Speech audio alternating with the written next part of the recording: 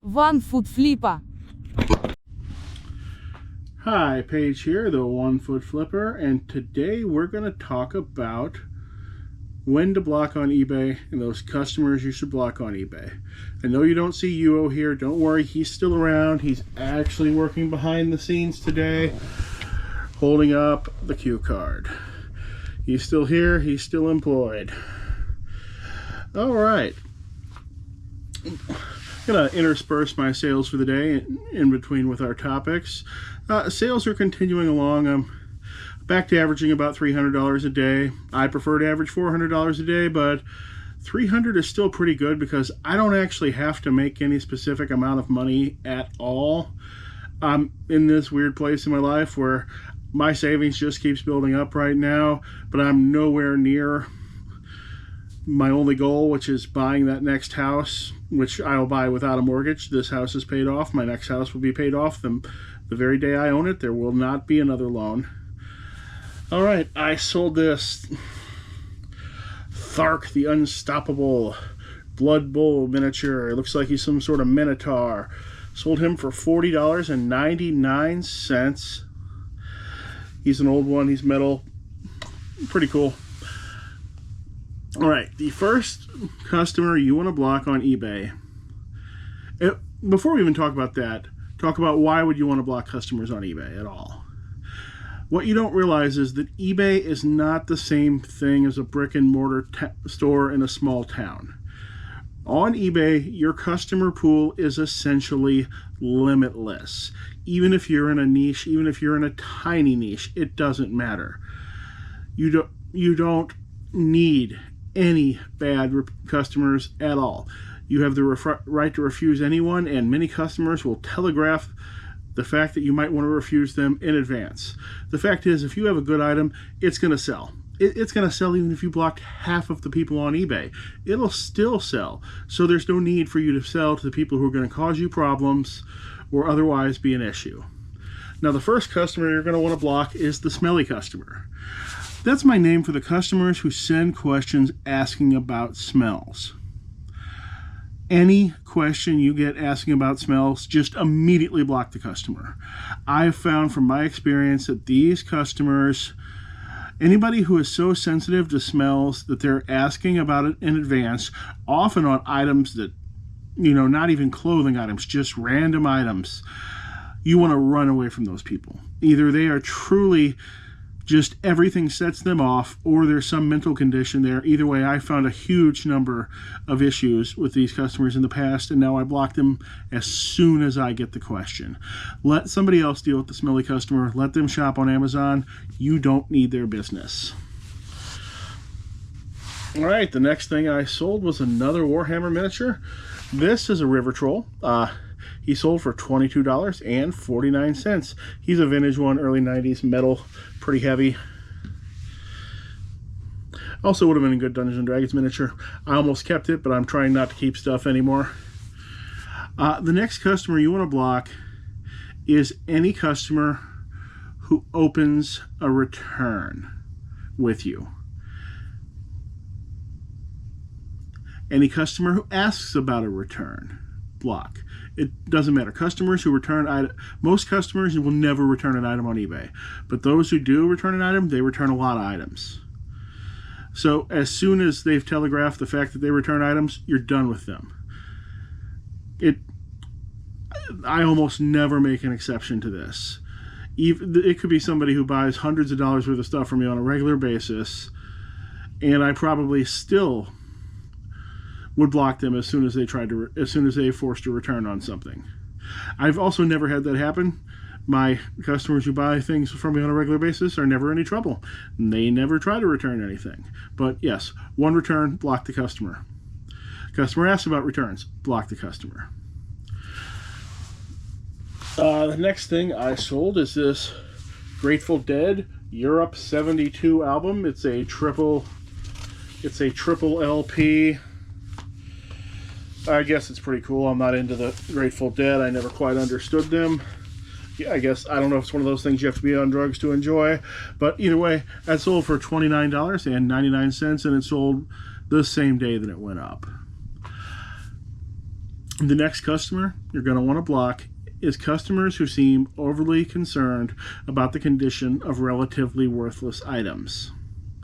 This can be, you know, that $3 plush, that $2 sports card, whatever it is. If they need to send condition questions about something that basically isn't worth anything in the first place, that's the same customer who's going to get that item, and then they're going to want to return it because it's not good enough for them. You particularly run into a lot of this in trading cards. I see it the most in Pokemon cards of every variety of cards, because these are bought by young dreamers who somehow think that these $1.99 cards they're buying are some sort of investment, and that someday they'll be worth a fortune. And the tiniest flaw in that $1.99 card, they felt like they somehow lost that fortune, when in reality they lost nothing, because that card wasn't worth $1.99. They paid for it, and it never will be worth anything. These days, generally, especially with Pokemon cards, every card that's going to have true long-term value in the set has it immediately. They don't tend to come out of nowhere and gain value later. You can cut the whole set will spread itself into a value spread, and that spread will stay the same. I mean, the overall values of the cards might go up or down, but a card's not going to go in that set from being worth $2 to being worth $400. Never going to happen. All right, the next thing I sold are these Aeronautical Imperialis set of ships. These are science fiction airplanes set in the Warhammer universe. This was a war game that they only made or supported for a year or two, so everything for it is pretty expensive. It went out of print pretty quickly. Those were up for 4 or 5 days, I think, and that would have been a 10% off offer, because I probably started it at $80 and I got $71.99. The next customer you're going to block is the customer who leaves bad feedback. They leave you neutral feedback, they leave you negative feedback, they leave you soft positive feedback. Block them.